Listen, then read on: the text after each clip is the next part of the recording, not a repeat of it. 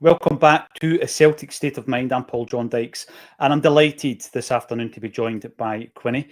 We're kind of playing it a bit safe, Quinny. We're going to run with the two due to the issues that the platform had last week. How you been? How's your weekend been, mate? That's been a pretty good one, yeah. It's always nice when we get the 3 points to kind of start it off on a Saturday, isn't it? But I think it's been a good one. Today's actually my wedding anniversary, so later today, me and Mrs. Quinn and the mini Quinnies will be venturing ourselves around Loch Lomond somewhere just to kind of celebrate the occasion, as it were. So it's been kind of like that kind of, I would say it's been like celebration weekend or anything, but spirits have been high. Things have been good. Thanks for asking. What about you? Happy anniversary, young Thank man. you. Yeah, very good. We're going to flick this onto, we're just going to go live because everything seems to be running fine. We're going to flick it onto public. Done our little preamble test. So welcome every single person who tunes in live to A Celtic State of Mind. The figures are quite incredible on a daily basis, Quinny. I'm Paul John Dykes. You're the mighty Quinn, and we are talking for the next hour about all things Celtic. And there is loads to discuss. We're going to have a wee look back on the weekend's performance against Livingston with one eye on the big game tomorrow night. You and I are going to find ourselves in FANZONE mode, and we are going to be at BAaD Art and Design, and we'll be talking about the game live from there as well. So we're live, we're issue free, Quinny. We're issue free, and we're good to go. I want to start off talking about going into that Livingston game and seeing that starting 11 coming out and it being very, very unfamiliar because of the amount of changes that were made. People were making their debut. Players were making their debut at Celtic on the weekend. And I think it was kind of forced. Our hand was forced due to the fact that, sorry if I've taken anyone by surprise by jumping on a couple of minutes early. Ladies and gents, I'm sure everybody will catch up in the fullness of time. They're usually waiting just at 12:30 to say you're late, Dykes, but today we're not. We're nice and early today. So going into that game, I think there was a few raised eyebrows, but you could see and understand why Brendan Rodgers had to play that side. Absolutely no messages being sent to the board. This was necessity going into the game against Livingston, Quinny. Oh, big time. And I think the manager telegraphed this very well. If you go back to, I think I even mentioned this last Monday when I was on, but pre-Falkirk, he was saying that the Falkirk team was really to get guys set up for the Livy game, so the plan you could see was certainly Murray and Trusty at centre-back. Obviously, Trusty never made it through, no fault of his own, really. McCowan and Engles were expected to play. And striker was probably not going to be either, against Livy because of even taking the context of everything out from Wednesday night out of it. It probably wasn't the plan to play him anyway from the start, at least I would have imagined. So definitely caught a lot of people out by surprise seeing Inamura get the start. Of course, I do think when the Trusty injury came out, I was quite surprised Murray still was in the plans and Brendan didn't blink in that regard. And Scales getting the armband, I thought was beautiful and definitely caught a lot of people off by surprise, as well as Kenny starting. I think a lot of people fancied Dyson to go through the middle from the beginning, but yeah, raised a lot of eyebrows, a lot of bedwetting when the team sheet came out. And, I said that in my kind of breakdown or whatever, but, you only need to fast forward a couple of weeks and we'll all look back on that game and go, that's the difference between being champions and being nearly rans or whatever, is you get up to your elbows in it, you get your hands dirty, and in those games, you get the result, really. 3-0 is brilliant, but if it was 1-0, it would be just as kind of valuable in that way, I would say. No, without a doubt, Quinny. And I think, there's a lot of learning. You're sitting there at half-time, it's nothing each, and it's a frustrating afternoon. And at that point, you're thinking to yourself, if we don't start to up the ante here, there could be a lot of rumblings and grumblings at Celtic Park, letting the board know their thoughts, obviously, the other night there in the European game. From the outside looking in, I think a lot of people were like really surprised. Obviously, I'd done a wee piece last week with Darren McAntony, who is involved in football, behind the scenes and knows how a football club runs. But anybody from the outside looking in will be thinking, look at all these Celtic fans singing sack the board. They win every single season. What are they moaning about? But it really is context, isn't it? Because what we've been talking about for 8 years on Acsom, a lot of that's coming home to roost. And it's only when something goes a bit wrong that a lot of people are interested in talking about it. I get that, Quinny, because when things are going well and you're winning 9 in a row and a quadruple treble, no one wants to hear all the grumblings because you just get called negative. I totally get it. But I think that this has gone on long enough the sack the board chants, there was an attempt by someone to drown it out with a PA. Interesting enough. There must have been like a red telephone right onto the PA system. Whoever's, get the music up, let's drown out the sack the board chants. So the board know that or sections of the crowd are dissatisfied. This week is massive, and it's massive on so many levels. We've got a Champions League game tomorrow night. We've got the Rangers game at the weekend. Fan zones for both of them, actually. Acsom fan zones at BAaD Art and Design. And the transfer window will shut.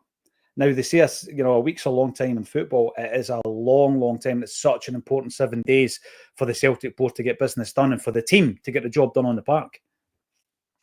Yeah, I think so. And, when we're thinking in this way, it looks like Balikwisha is basically in town at the moment, or not too far away from it, getting ready to be unveiled or signed. It feels like since the draw last week, there has been that kind of page turn moment, like in the background, certainly, or behind closed doors. With Balikwisha now moving, we're seeing the rumours that came out Sunday night, I think, for Sriracha, and there's a few other ones that are kind of rumbling around. And the feeling it gives me is like we've all worked in one of those workplaces where there's like a really useless like manager or director or something like that. And it's like there's a person that works below them that's a superstar or is like really good at their job and like boosts the numbers or carries the department, I don't know, where everyone works. You've definitely experienced something like this. And you think he's only safe in his job because he's got that guy that does this and does that and da-da-da, whatever. And the board have maybe woken up to the fact that that's them. And Brendan Rodgers is their superstar that they've got that's getting them out of the muck, as it were, because I see the chat saying we're a bit nervous for Tuesday. I get that. I'm not too nervous, to be honest with you. And I think ultimately, if Brendan does get the job done, like he is the one that has bailed them out, and any of the demands. I don't think Brendan's, there's a lot of chat about, the knock-on effect of this being like we won't have him going forward, at the end of his contract or whatever.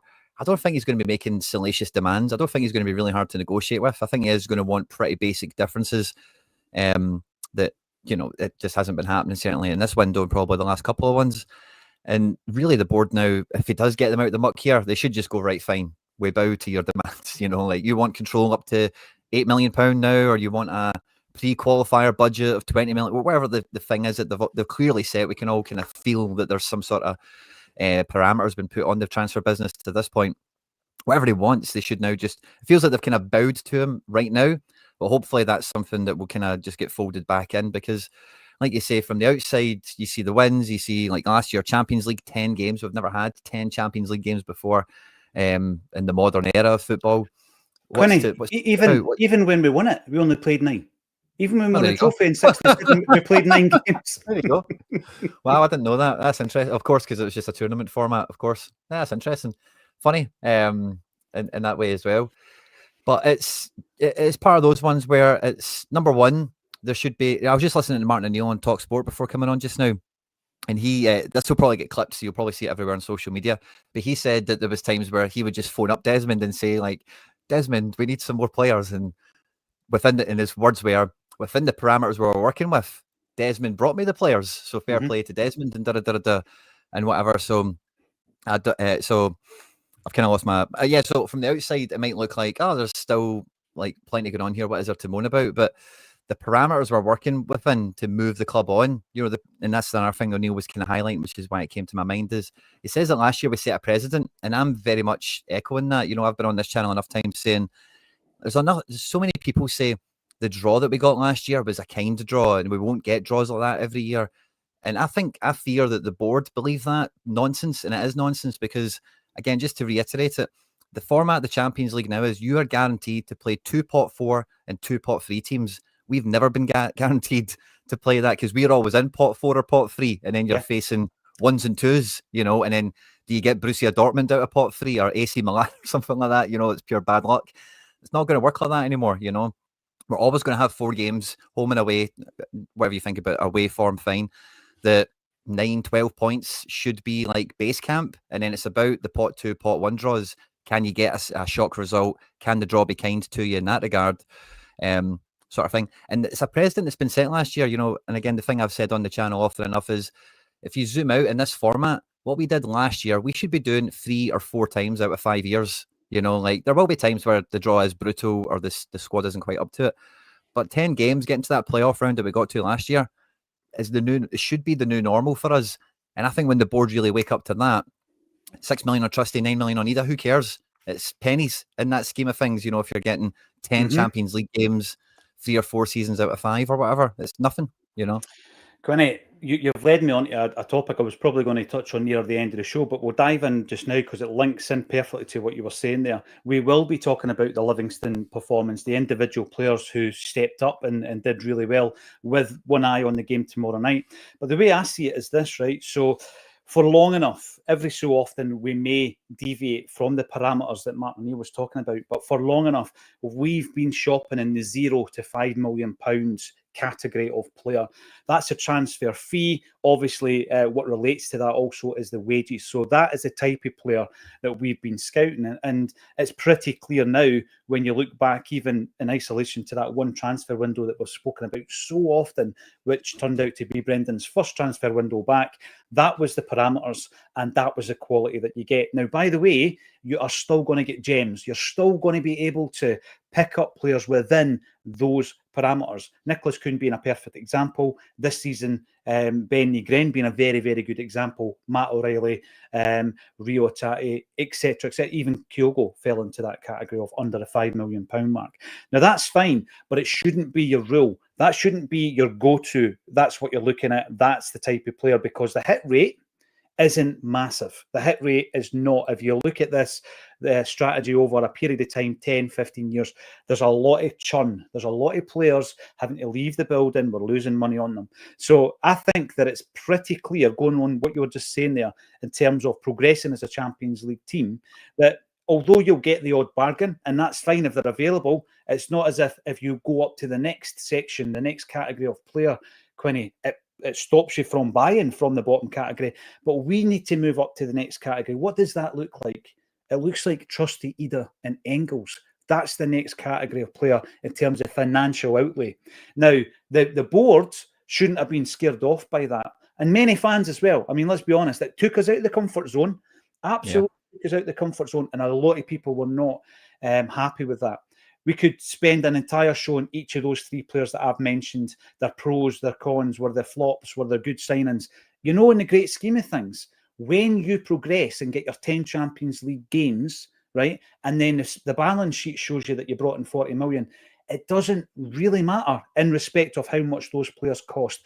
We need to stop ring fencing the transfer fees as if, right, okay, we spent that, therefore we don't do it the next season. Absolute nonsense. We got into the Champions League latter stages in terms of a knockout round, and we brought in 40 million quid.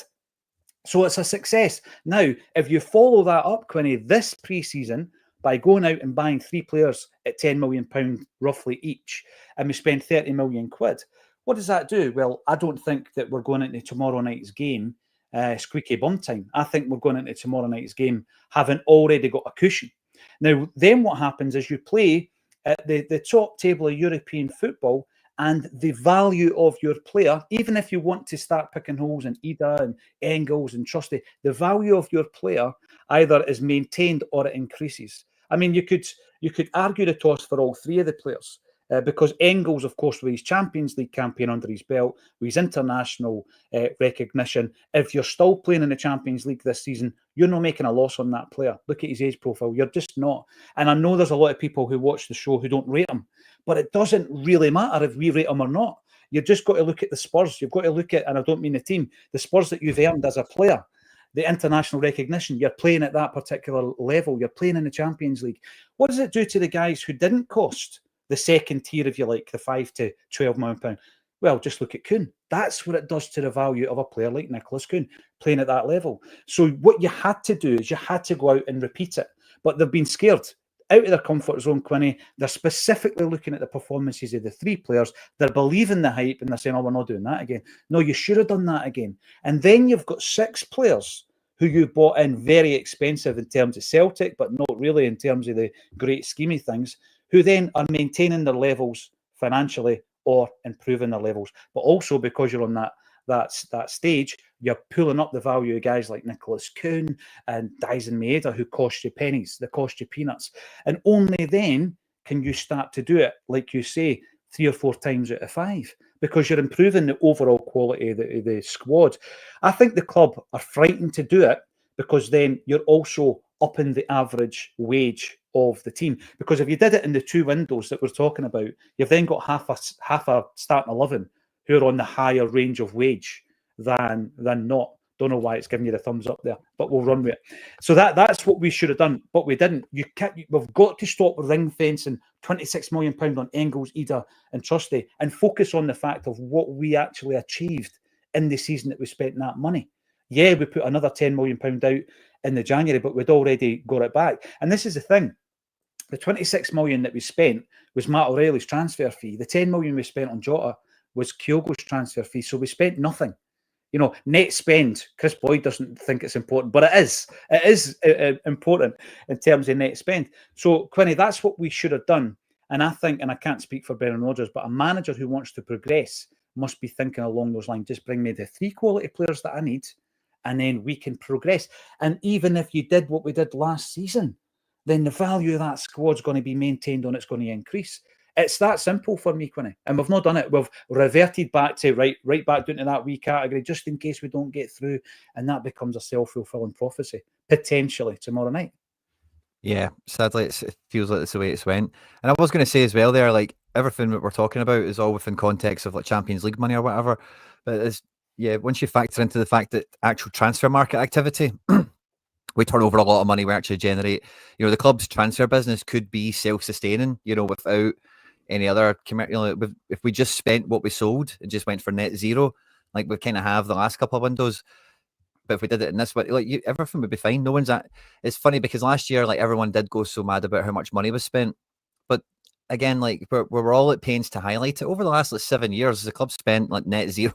There's just no actual expenditure from merchandise sales from all the other kind of commercial endeavors. It's all generated from the transfer department, which is actually pretty great, you know, in a lot of ways. But you need that moment where you need to stay true to the course, like you're talking about. You can't blink and hesitate just down to, you know, one. You know, also there's not been more than one window. It's not been totally optimal, but in particular with, you know, going up the price point, you just need to make sure you do a better job of, you know, kind of scouting and IDing guys that will fit the system. Because I think all the guys like Ida, obviously we'd seen before, he'd loaned in, but certainly Engles and maybe one or two others that are kind of escaping me at the moment.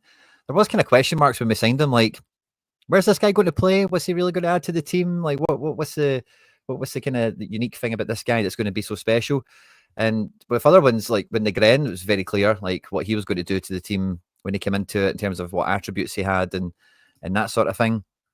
And obviously the same goes for Kieran Tierney. So I think it's one of those ones where the chat that we've heard in the background has been that the board has mainly been, or the money men, as they were referred to, have been that they've lost confidence in the player ID process. You know, like, well, you guys told us that these 3 guys would have been kicking and screaming and would have done the business, and they didn't.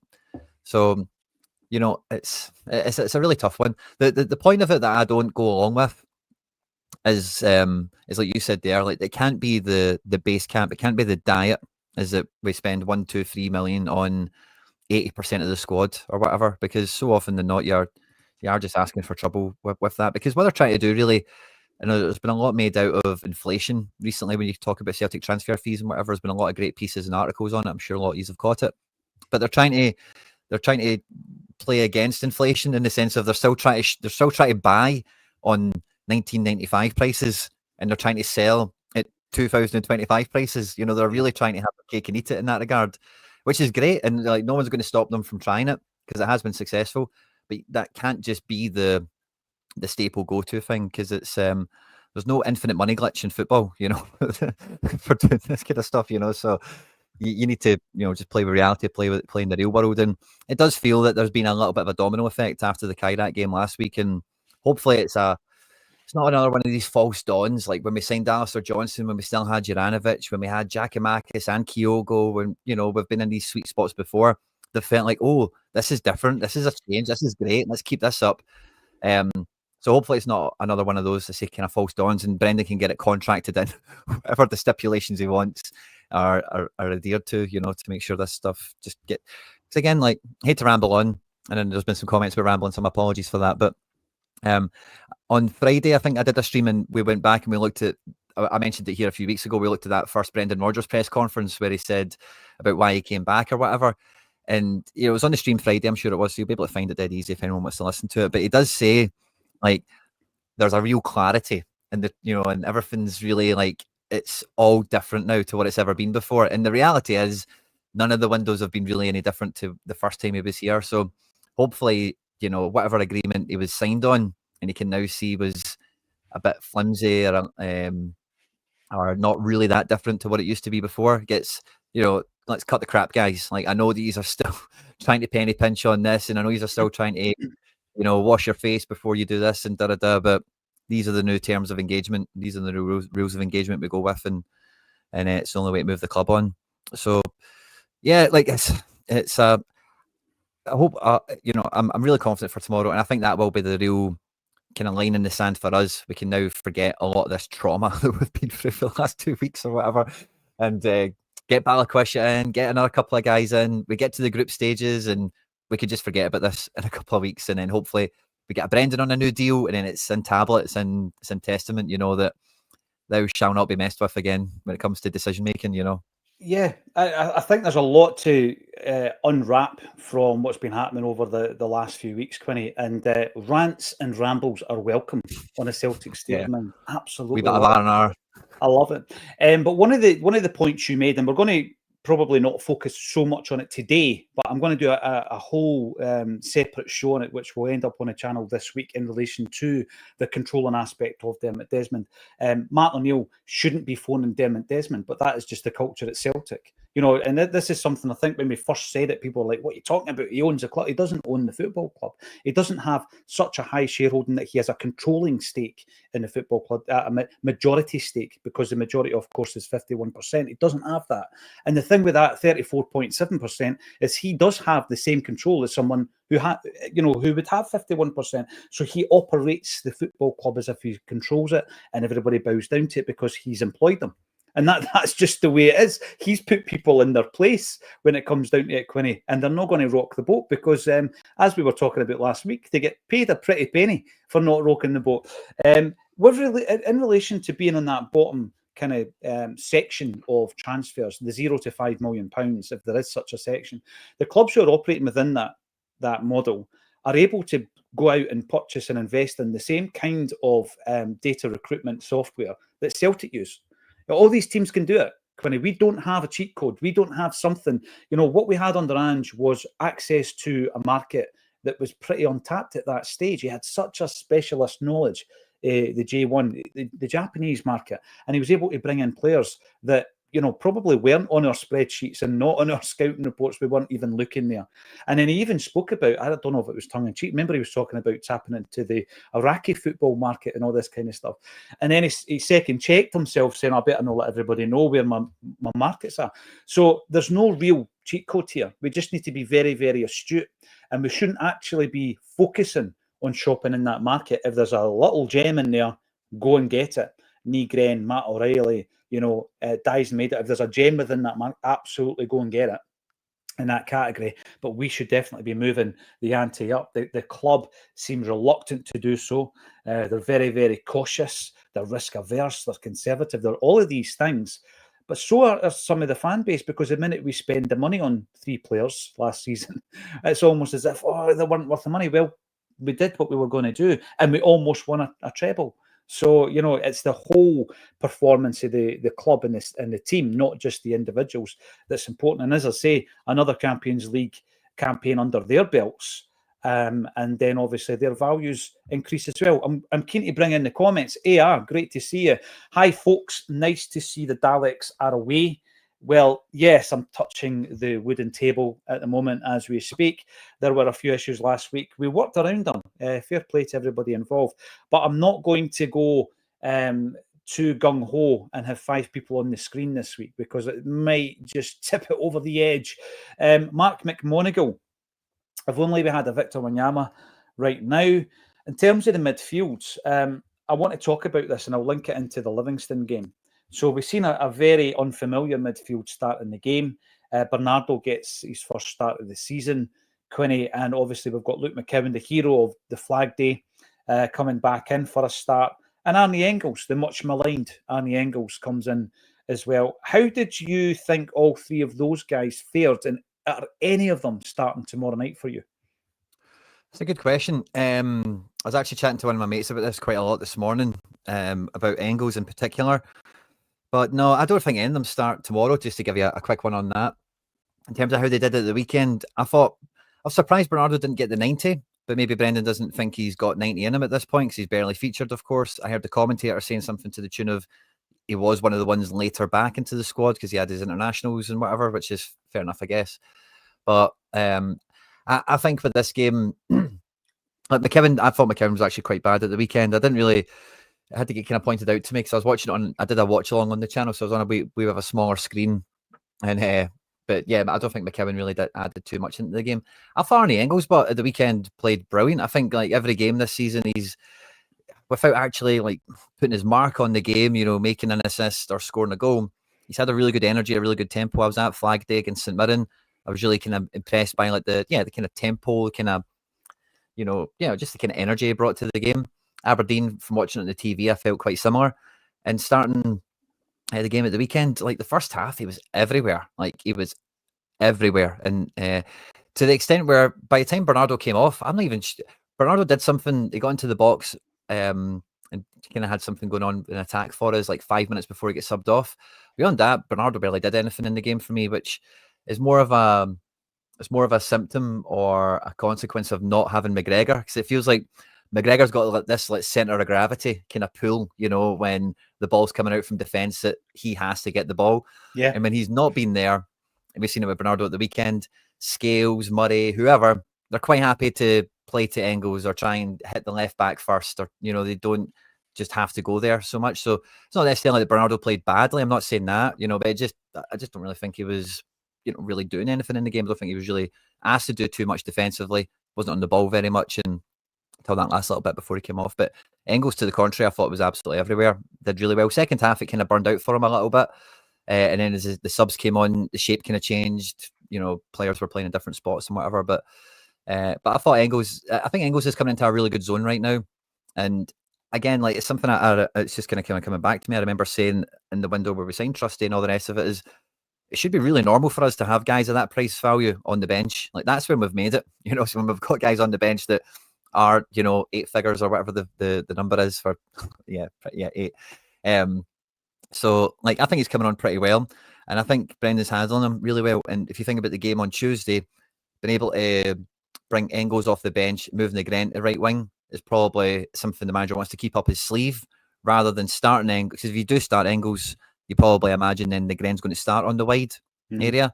And I don't think what you're doing then is a knock-on effects later in the match. You're taking off Engles for Forrest for the last 30 minutes and perhaps extra time, because I think that's probably their plan. I'm not sure that's the way the manager goes. I think the manager will start Forrest, have Negren in behind in the midfield position, and then if he wants to, or when Forrest is done, Engles comes on and Negren maybe shunts out, or maybe Yang comes in or something else. But I don't see any of them starting. But I don't think it's really, you know, McKeown has just not really played in Europe for us. Bernardo's not really ready. McGregor's a 90-minute guy. So I don't think it's really as a blemish or a mark on any of them that they're not good enough or they're not ready. It's just the Brendan's really managed the squad to be what it's going to be tomorrow, I think. You know, with regards to this, I'm going to look at it from the angle of forget the transfer fees for a moment. I'm not looking at Luke McKeown as an unfashionable £1 million buy from Dundee and then Engles as the golden boy, because a lot of people who tune into the show know that I have championed Danny Engles. I think that there's a massive part of his game that needs to improve. And it's a simple bit. And it's a simple bit that Brendan Rodgers spoke about when he took over.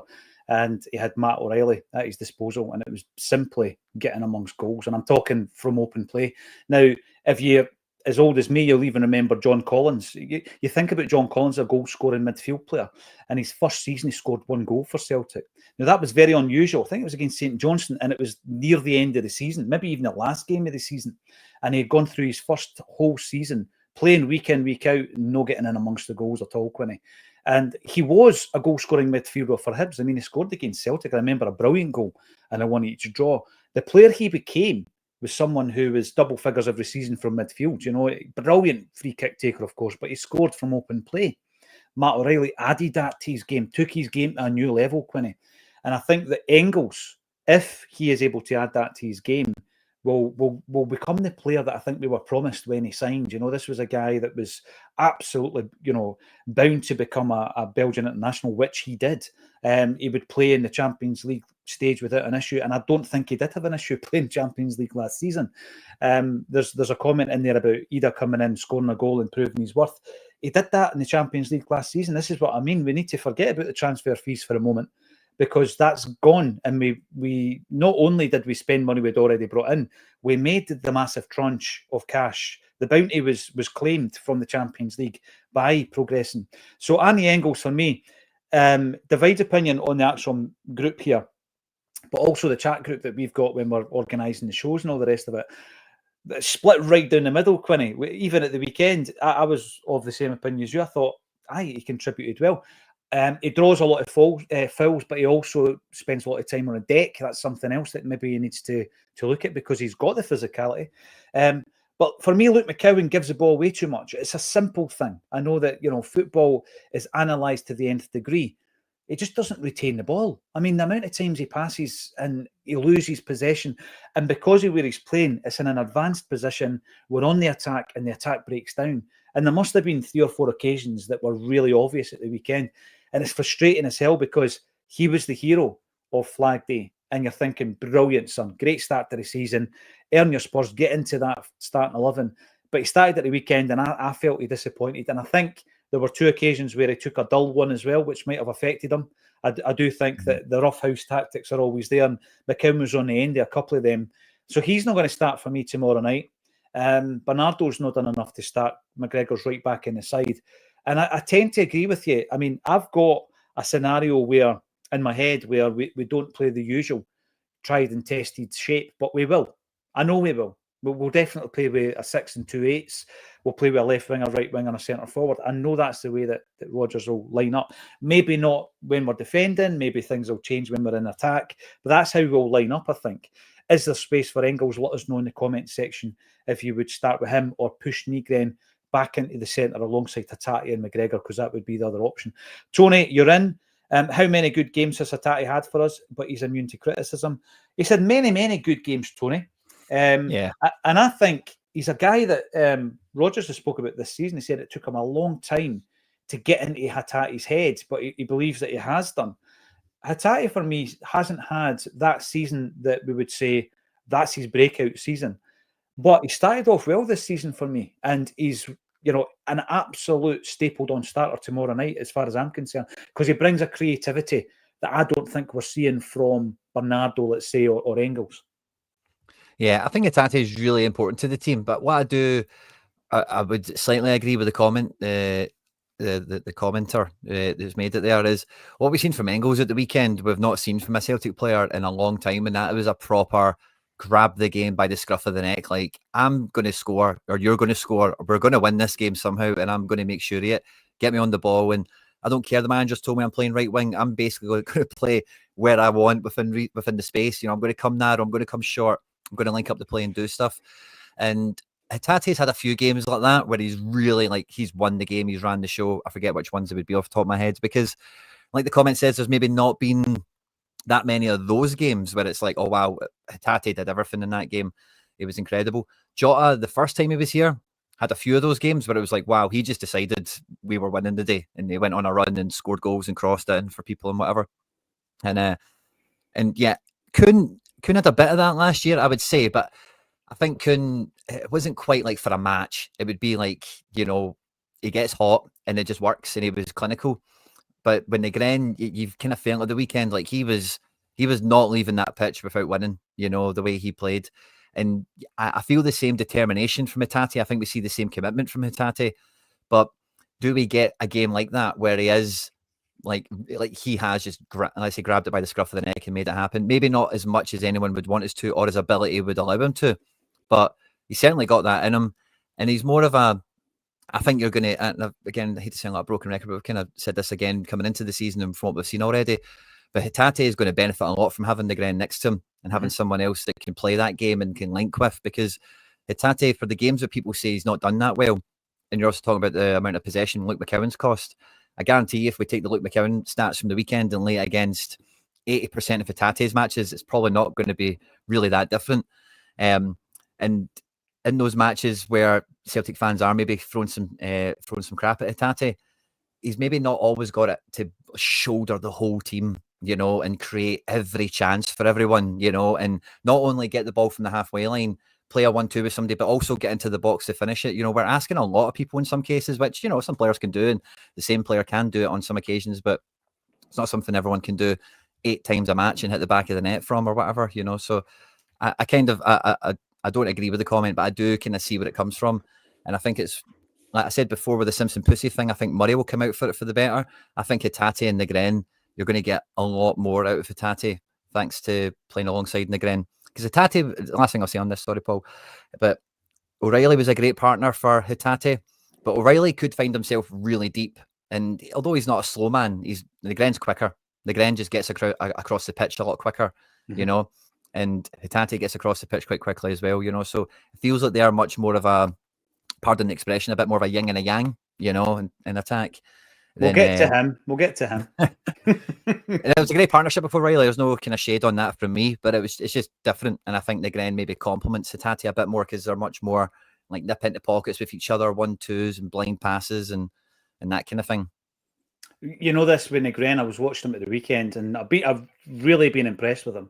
I think the only criticism I've seen on here, and I probably agree with, is that a couple of times he's played into the game, and he's not a brilliant first half, but he's played into the game and really come to fruition in the second half.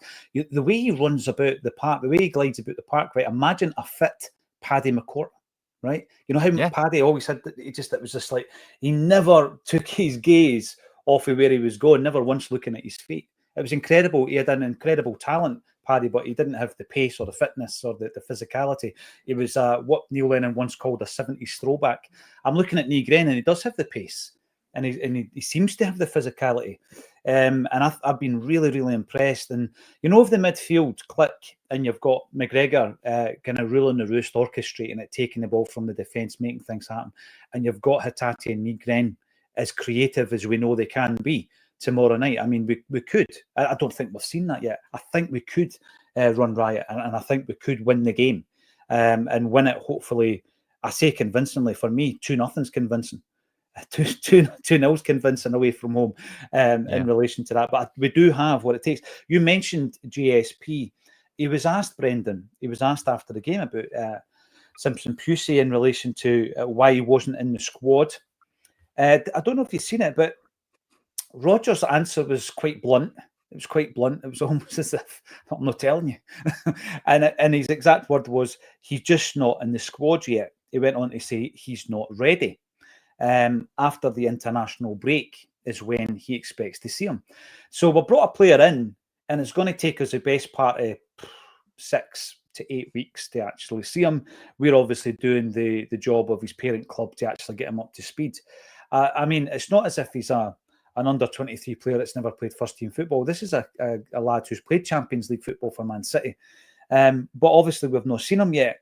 At this moment in time, because of the situation regarding everybody else in the squad, he actually finds himself, he also confirmed that there had been no knock, so he's not injured.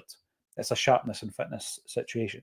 He finds himself 5th choice. We've brought him in, but he's 5th choice. That leads us on to the performance of Dane Murray at the weekend as well. The fact that Austin Trusty's actually injured at the moment.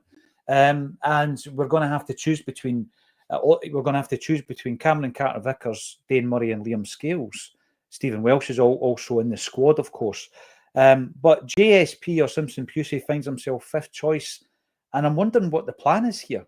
What is the plan? Are we running with 5 centre-halves into this season? And I'm not including Stephen Welsh in that because he's obviously been linked away. I heard Roger, I don't know if it was the same one because he's quite good at repeating the same phrases to different media outlets, whether it be press or radio or whatever. But the one I heard, he did say, like, post-international break, and he also said he wants 5 centre-backs. And I thought at first that was just pure, like, aye, right, you really want 5 centre-backs, Brendan. I heard it all before. But I sat and thought about it for about 10 minutes, and everyone will remember, he pulled the plug on the Rocky leaving and Lager BLK leaving. And when you look at the numbers we had back then, that was to maintain 5 centre-backs, So if Brendan wants 5 centre-backs, then, that's what it is. But I think they'll tell Simpson Pusey when they've signed him in Man City, you're going to be back up for Vickers. And again, I mentioned it coming on to this, and I'll kind of say it again. For me, I think it's a great yardstick. It's a great barometer for Dane Murray because the manager rates him so highly. And when you bring in another guy that's at the top end of youth Premier League levels, breaking into like a City team, England Youth International, and all that kind of stuff, you've then got in his life, face to face with him in training every day, like what someone of his age down south, which is like whatever you think of English football to one side, athletically, sports science wise, whatever, it is at the very top of expectations, So he's now got someone in training every day, every week that he's like, if I'm beating this guy in the air, if I'm quicker than this guy, if my passing's better than this guy, then I must be doing pretty well, and it further enhances the confidence that Rodgers and the rest of the team can have in Murray. And I think we've seen that at the weekend. I was really impressed with Murray. Like the first game he played this year was at the Falkirk game, I think it was, wasn't it? He's really quick at moving the ball out of his feet. I love Carter Vickers as much as the next guy, but when people say Carter Vickers plays with slippers on, he really does, and it really does mean more than one thing. Like he's very often in first gear and maybe second gear. Whereas Dane Murray gets across maybe 10, 15 yards in possession, a bit more comfortably, a bit sharper, and he just gets the ball out of his feet dead quickly. And I did a piece on the breakdown. You can look at the chance he makes for Shin, where he just fires it right down the channel. Carter Vickers has never played that pass in a month of Sundays. Like he's maybe played 4 of those passes in the last year or something like that. And, the way Murray's shaping up, that's something you could see out of him anytime the opportunity presents itself. So I really like Murray. And I think the Simpson Pussy thing, like, obviously he's a Celtic player, we all want him to do well and all the rest of it. But if all he gets brought in to do is being like a sparring partner that maximises Dane Murray, brilliant. I would consider that very good business because we won't have Simpson Pussy next year. We will have Dane Murray next year, So as long as we come out of it net better as a club, he can be 5th choice. That's banging for me. Yeah, I mean, Dane Murray, I thought was excellent. He was really, really good. And there's 1 or 2 wee bits concentration-wise that he'll need to work on, but I'm sure Rodgers has mentioned that anyway. He's gone out there and worked in terms of his own physicality. You can see that he's a bit of a powerhouse now. He's really bulked up. I don't know if 2 days before a European game, Celtic allow players to have sausage suppers at the Chippy. I'm not sure. But in this day and age, Quinny, you wouldn't expect that, would you, from someone who's come through an academy down in England to get a sausage supper? Maybe it was a steak pie supper. I don't know. Maybe it was a vegan pie supper. Can you get them? Oh, I'd be shocked if you couldn't in this day and age. Maybe buy one for the boss. Oh, brilliant. So a macaroni Martin is what we would call it. Now, Dane Murray, for me, is a player who has put himself right at that pinnacle of should he, shouldn't he, in terms of a start. I don't think he will tomorrow night, but you'd have no issue whatsoever in bringing him on. He was a surprise inclusion against Aston Villa last season. But if it happened this time round, you would have absolutely no issue. I think, though, the centre-halves would be, hopefully, Carter Vickers and it's Scales, because Trusty's injured. Scales was given the captain's armband at the weekend, Quinny. And a lot of the comments we were getting on the pre-match were, this shows you how far we've dropped and all the rest of it. I think it was well deserved. And I think it was, testament to the player he has become at Celtic. He's 102 games into his Celtic career. He's always going to divide opinion, but he comes in and he's solid. At that level, he's absolutely solid. Have you any issues whatsoever about him starting tomorrow night? Nah, none at all. Like I'm always defending the guy. It feels like, or standing up for him, or whatever you want to think of it as. But I thought it was a great moment for him. I thought he held the captain's armband really well and led the huddle. You could see he was getting right into it as well pre-match, which was lovely. And considering Murray made his debut, we get Colby Donovan making his debut, Kenny first start of the season. Pardon me, Shin Yamada first start of the season, and Scales is brilliant for us. Like there's, and again, I always have to caveat this with saying he's never going to win the Ballon d'Or. We're never going to sell him for 40 million quid. That's all fine and good, but as far as centre backs go, like he's pretty sweet. Like after the Celtic game, or was it before the Celtic game at the weekend? I forget the order now. But I watched Man City Tottenham, and like any of the things people levy against Liam Scales, they're not unique to him. Like centre backs can miss 5 passes a game. It's no big deal. It happens to Man City players, it has to Tottenham players. And everyone else in between. I do think he really gets a harsh time of it. And I've got no problem. He's won man of the matches in Champions Leagues and big matches, not even just like, oh, who cared about that match? It was a dead drummer. And, like he's really trying to score this year. He's been getting on a lot of headers. And when he's been playing left back, I think it was the Kairat game, he basically just stood up front for 5 minutes and just pretended he's just like, pretend I'm Greg Taylor for a minute, and just just went walkabouts into the final third and just stood up there to be a big, and that's the sort of guys you want in the team. Guys that just read the room, read the situation, and even though he's a big centre back that used to play left back, that's been put out there, he's not going to like hide in his shell or play safe or whatever. He's like, no, we need to score. I'm in this position. I'm allowed to go up. I'm going up, and hit it off my head, and I'll try and do something with it.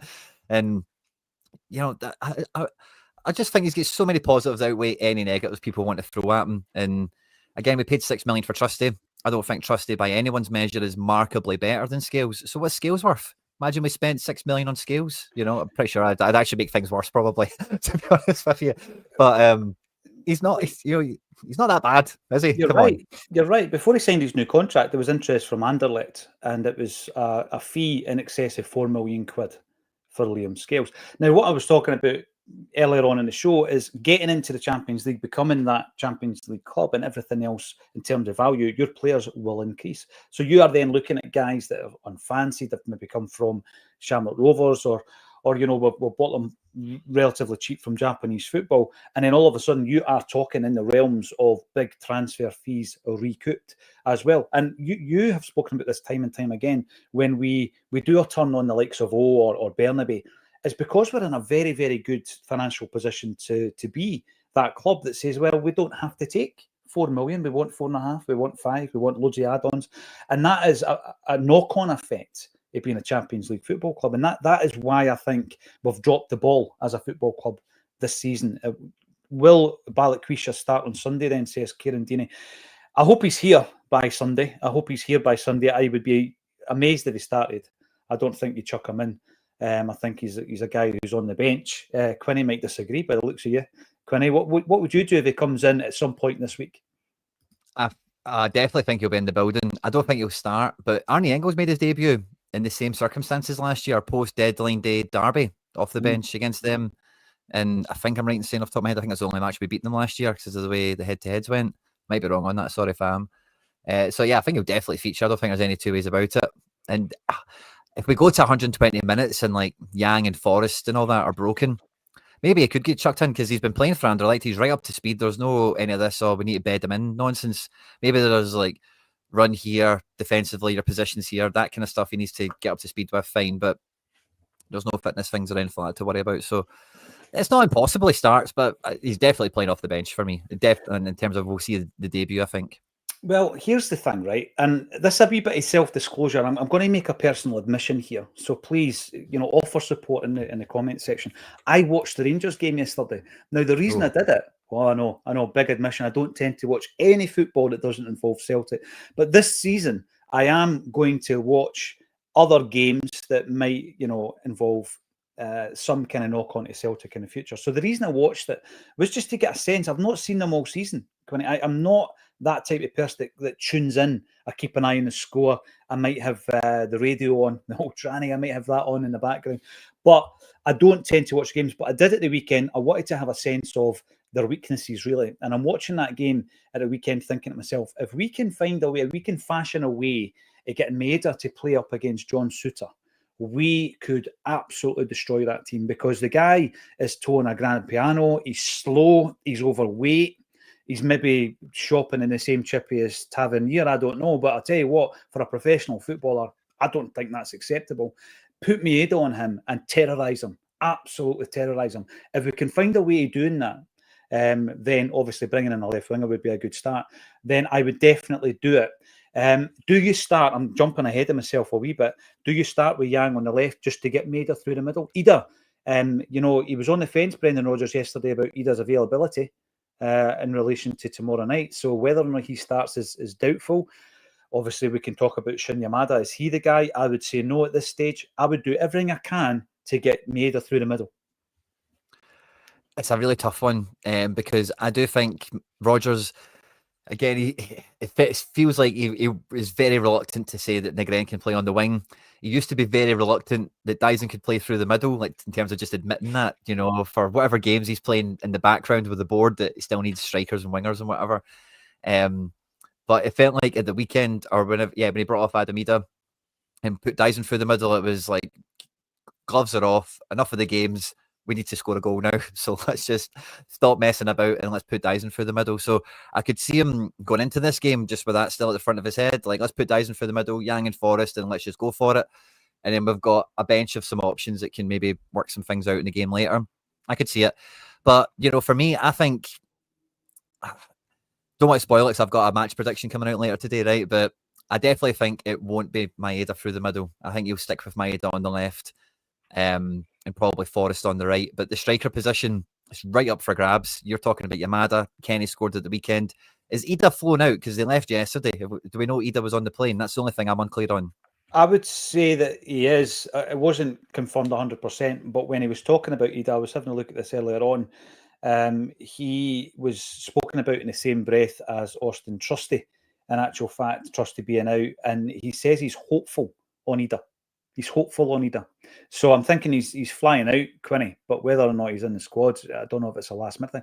I mean, I'm thinking of the last performance Ida had was against Cairo. Obviously, he was really poor. Did he get injured? I can't remember an injury. I can't remember a moment in that first half where there's been an injury or he's pulled up or he's holding on to something. So when has that happened? Why is he missing? Well, see those comments that Brendan made about his injury? It just, and I don't know if this is because of my dad, right? But when your kids try to get off school, that's just what it sounded like to me. Like, it might require surgery. Sometimes this injury is really bad and we won't know how bad it is. He might need surgery, like he was really selling it, and, Brendan, does he always tell the truth? The chat can tell us that one, in terms of the games he plays in the media or whatever. But that was the way it sounded to me a little bit, was like the kid trying to get off school, like try to convince you, like, I'm not dropping him. He's not bombed. He doesn't need taking out the firing line. He's got a really bad injury. Can he play the day? He might need surgery, like that was just the kind of vibe I got from those comments. Over egging it a wee bit. No, I would not be surprised if Maeda didn't start through the middle, but I would move mountains to make sure he was the centre forward for me, which would mean playing Yang on the left. Now, I was really disappointed with Yang in the first game of the season. Ewan Martin and I have a wee to and fro in relation to Yang because Ewan's a big fan. I thought he was really poor against St Mirren. He didn't take responsibility. He didn't show for the ball enough for me. It was almost as if he was playing within himself. He didn't get in behind the defenders. Only one time he did. We were offside, or the ref pulled it back for a previous foul or something, and the game broke down. I think he was okay at the weekend, Jan. I do. I think he's a better left winger than a right winger. I don't know if you agree with that, Quinny. He had a sore one on the Julien post, didn't he? He collided with the post. What a save, by the way. What a save that was. That was an incredible save. And when I was watching highlights back, actually, I mean, when you're doing it live, and obviously you've been doing the watch-alongs, you're so emotionally invested in what's going on that sometimes you can't see the quality of the performance. When I watched the highlights back and I shared them in our group, I was like, that was a bit of a cakewalk, actually. When you look at the proper chances we had, Yamada, of course, scores a goal that's chopped off. So there's a question around the starting places, I think, of the entire forward line and where they play tomorrow night.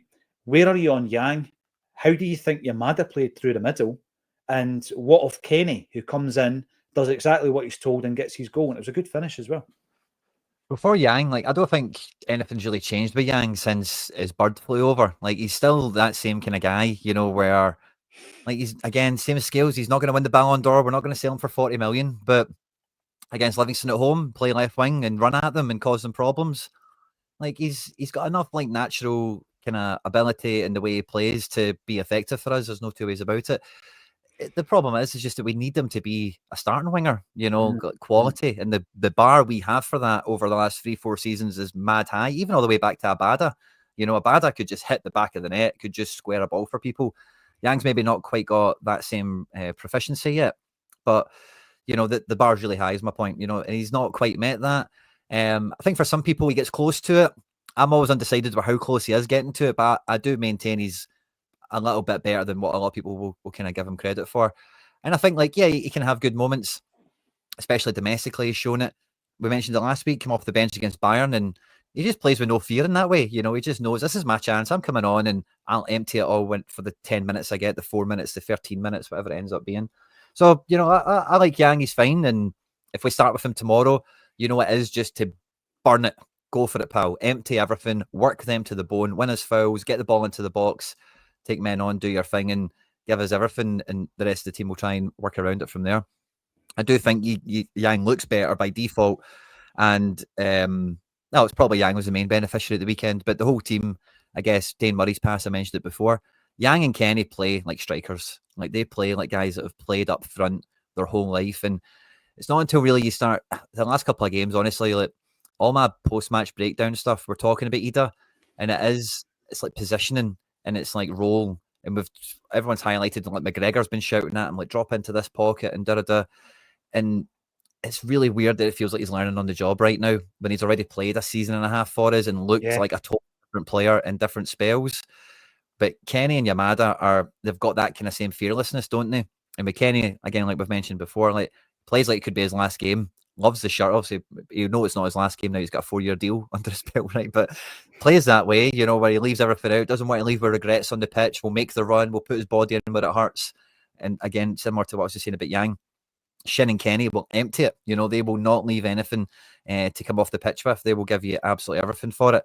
And when you've got those strikers that are that energetic and making those movements, it makes the winger's job a lot easier to do something, you know, because they know where the run's going to be. Somebody could maybe pull a man out of position that gives them space to then run into. All of our wingers love to run inside at the moment across the face of the box. So you kind of need people to help that happen. So I think Shin and Kenny both played great. In terms of like being a striker for the team. And when Brendan says, I don't need my striker to score 1,000 goals, that's the sort of thing he means. See, as long as they're doing all that other stuff that makes the rest of the team tick and purr and give space for Negren to walk onto a penalty spot and just finish things, then that's fine as long as that's happening. Ida's not really been doing that, sadly. And I think Kenny and Yamada, it's a bit of a coin toss between the two of them. What one you would, if you think one of them's going to start, which I do, what one you end up going for in the end. I think Yamada's got some physical things over Kenny. Like, just feels like he could bounce off some defenders a bit more successfully. But Kenny, I don't know. Since he came into the team last year, I've just felt he's got such a similarity to Kyogo in terms of like the kind of way he gets around the pitch. He's not the same guy. He's not the same level. Don't come at me with that, of course. But it just feels like if you had an academy guy that was to step in for a senior player and you want them to pick up where the other guy left off, Kenny's quite close to that for me, you know, like where doesn't need lots of touches, makes lots of runs, and he's really happy to put his body in where it hurts and try and get a finish on the end of something. And Yamada, you could say everything I've just said there about Yamada as well, to be honest with you. There's not really much splitting them. It is basically who you prefer, I think, between the two, because Kenny's got a wee bit more minutes under his belt with the team. Yamada's got a bit more minutes under his belt at top level football, you know, so it's really just who you think is better for right now, I guess. What I like about Kenny, what I think he does really well, Quinny, is he comes deep and he's got that ability to turn, and just it's a foot race then, isn't it? And it's and he's got the upper body strength. He's a skinny, there's not much about him, but he seems to have that upper body strength to, let's say, it's a foot race with the likes of players that you're going to be playing with in Scottish football, the likes of Gogic, for example, and he's got no issue with just going shoulder to shoulder with these people, like literally. But once he gets the ball, it's not as if he's out of ideas. It's just like he's homing in into the dangerous position. So Kenny, I think, is probably proven me wrong. I'd written him off. I think that the reports I was hearing back from his loan deal at Queen's Park weren't good. He was obviously suffering from homesickness. He's gone away, but I think if you go away and then you come back, he's galvanised. He's absolutely galvanised by going back to Ireland, getting the confidence back, and then coming to Celtic. And it's a wee bit, and it's slightly different, but in terms of the fortitude, the mental fortitude of a Liam Scales, a Tony Ralston, a Johnny Kenny, where you're written off, you're gone, you're on the scrap heap, nobody cares if you leave, but you come back and you've got all this stuff to prove and all your doubters to prove wrong. It's a good, you know what, it's good to have that hunger ×3 in our squad. So fair play to him. I don't know who's going to start tomorrow night. It wouldn't surprise me if, like you say, we're really egging it. We're really egging it, and then Ida starts. But I would do all in my power, to get Maida on that part and play centre forward and just terrorise them. You know, terrorise them and get ahead. And then going into the Rangers game at the weekend, I really do think that he could destroy John Souttar. Let's talk Celtic. You're in on the YouTube. Absolutely. We do it every day, and it's great to have you on board. 2,300 strong. I've had a few comments recently from people saying, I've just discovered Acsom and I'm really enjoying it. Well, keep coming back. 12:30 every weekday. We cover every game 30 minutes before kickoff. We've got a Friday night show as well. This is Acsom, a studio-based show. And we have other extras as well. We've got a really interesting interview later on tonight. I won't put it out live, but I'll put it out later on this evening.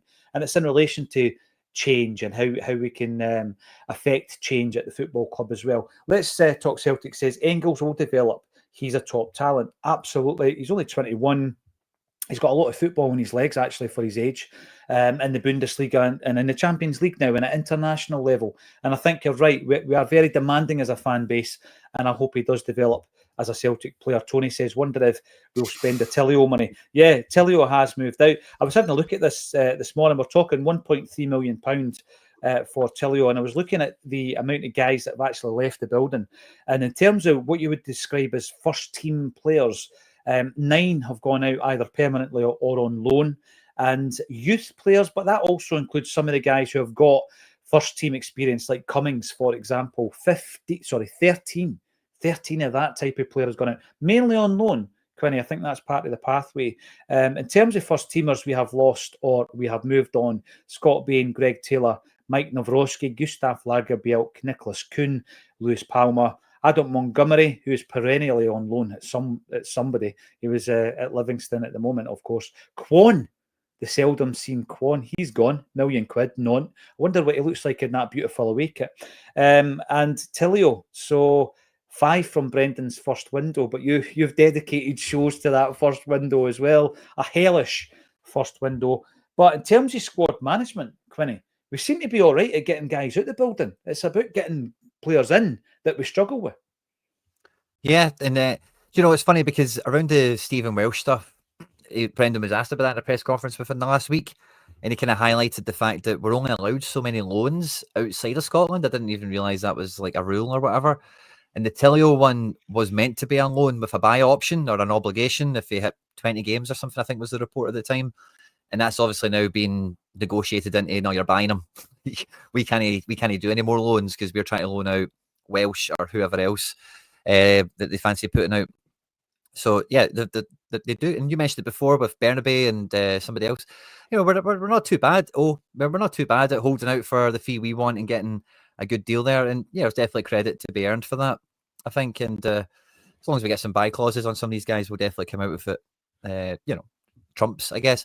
And I did say about that window, just to kind of, again, I sound like a real broken record today. I'm very sorry, but you do need windows like that where you really stock up the club. And if you are going to live in that sub £5 million price category, volume is probably your best friend, because if you only buy 3 of them, like you're really, really rolling the dice on one of them coming good. You can't have none of them come good.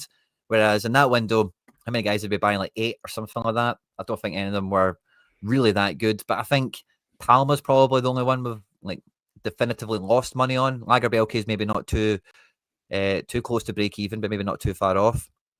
But yeah, like clubs like us, we need to generate money from the transfer window, and you do need to stock up at some points, So as long as those guys don't all turn into barcasses, then you can handle business like that. It's something to be done. And guys like Yang and Bernardo, guys like this floating in and out of the club, maybe they make the first team better. No, they can't. Well, while they're here, the second string is tip top.